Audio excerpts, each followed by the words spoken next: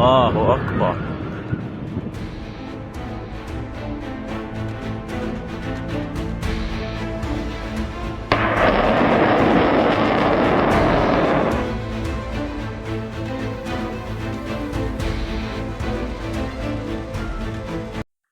नमस्कार, मैं रुमान हाशमी और आप देख रहे हैं लाइव तक।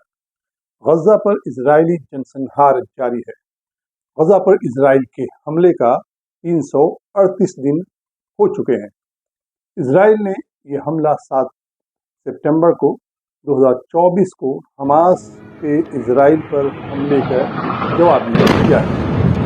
गजा पर जारी इजरायली हमले के कारण मरने वाले और घायल होने वालों की तादाद लगातार बढ़ती ही जा रही है।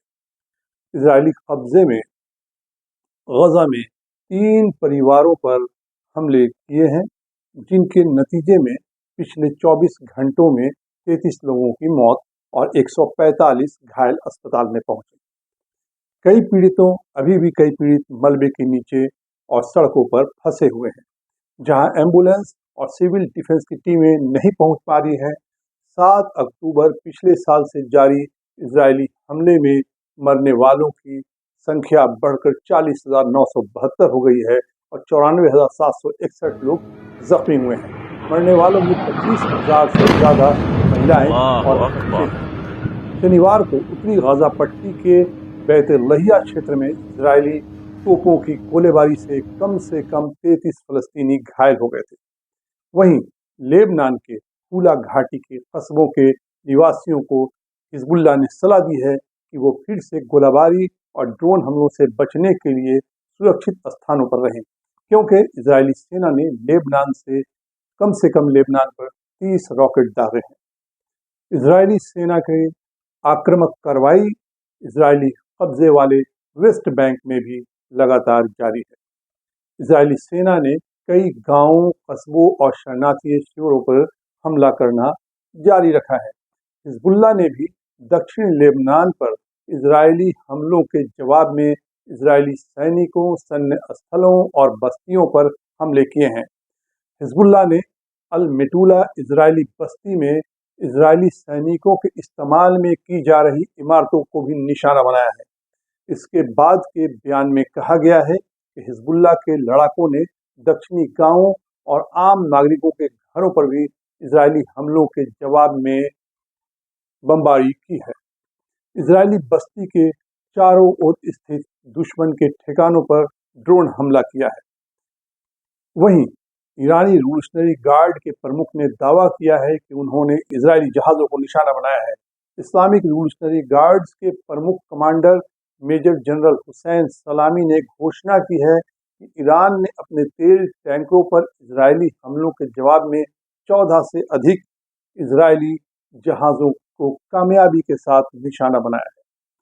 तेहरान में खातमुन अल अनबिया कंस्ट्रक्शन मुख्यालय की यात्रा के दौरान राष्ट्रपति मसूद पेज़ेशकियान की मौजूदगी में सलामी ने ये घोषणा की या खुलासा किया कि इजराइल ने ईरानी कच्चे तेल के निर्यात को रोकने के लिए 14 ईरानी जहाज़ों पर हमला किया था।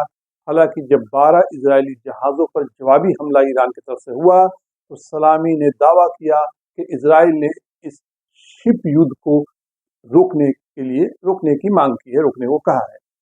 सलामी ने उन पिछले घटनाओं का भी जिक्र किया कि जहां ईरान ने पश्चिमी जहाज़ों के खिलाफ कार्रवाई की थी, जैसे 2019 में हार्मुज जलडमरू में एक ब्रिटिश टैंकर को जब्त करना और ग्रीस के तट पर अमेरिकी कब्जे के जवाब में 2 जहाज़ों को जब्त करना। गजा में युद्ध विराम की कोई भी संभावना अभी तक नजर नहीं आ रही। हमास के कैद में 6 इजरायली बंधकों के मारे जाने को लेकर बीबी नेतन्याहू के विरुद्ध में इजराइल के सभी बड़े शहरों में नेतन्याहू के विरुद्ध में प्रदर्शन हो रहे हैं। प्रदर्शनकारियों गजा में युद्ध विराम की मांग कर रहे हैं और उनका कहना है कि इजरायली बंधकों की हत्या के लिए नेतन्याहू जिम्मेदार है। इजराइल के रक्षा मंत्री योआव गैलेंट का कहना है कि उन्होंने नेतन्याहू को कहा था, वार्निंग दी थी कि वो जो बाइडेन के प्रस्तावित युद्ध विराम के प्रस्ताव को मान लें, नहीं तो गजा में जारी युद्ध विराम में हमास के कैद में रह रहे इजरायली बंधकों की जिंदगी को अब खतरा हो चुका है। गैलेंट ने कहा कि कुछ दिनों के अंदर ही 6 इजरायली बंधकों की मौत की खबर आई उनके इस बयान के बाद। दरअसल नेतन्याहू सैनिक कार्रवाई के जरिए बंधकों को छुड़ाना चाहते हैं।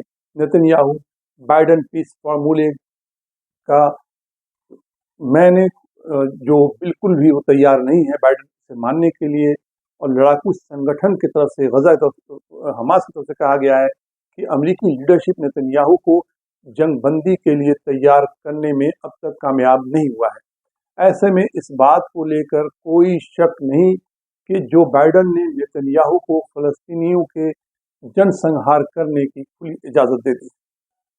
इजरायली अमेरिकी प्रस्ताव का कड़ा विरोध कर रहा है क्योंकि उसे लगता है कि यह उसकी सुरक्षा की मांगों को पूरा नहीं कर सकता है।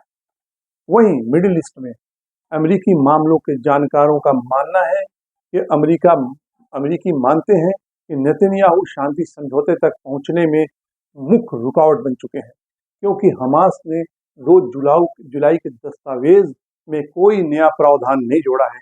हमास ने मध्यस्थों ने भी इस बात की पुष्टि की है कि नए प्रस्ताव की कोई आवश्यकता नहीं है और 2 जुलाई का दस्तावेज समझौते तक पहुंचने का ही एकमात्र रास्ता है। गजा में विस्थापित जीवन जी रहे फलस्तीनियों के हौसले और जज्बे की तारीफ करनी होगी। एक तरफ गजा जहां खंडर में तब्दील हो चुका है, वहीं बिना हेवी उपकरण और ईंधन के मौजूदगी के उसके कमी के बावजूद गजा के फलस्तीनियों ने मिलकर अल-जला सड़क को फिर से खोल दिया है, जिसका वीडियो सामने आया है।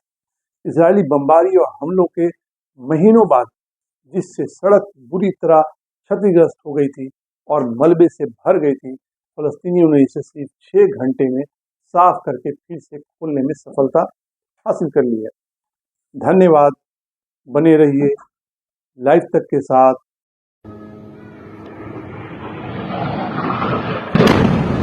अल्लाहु अकबर।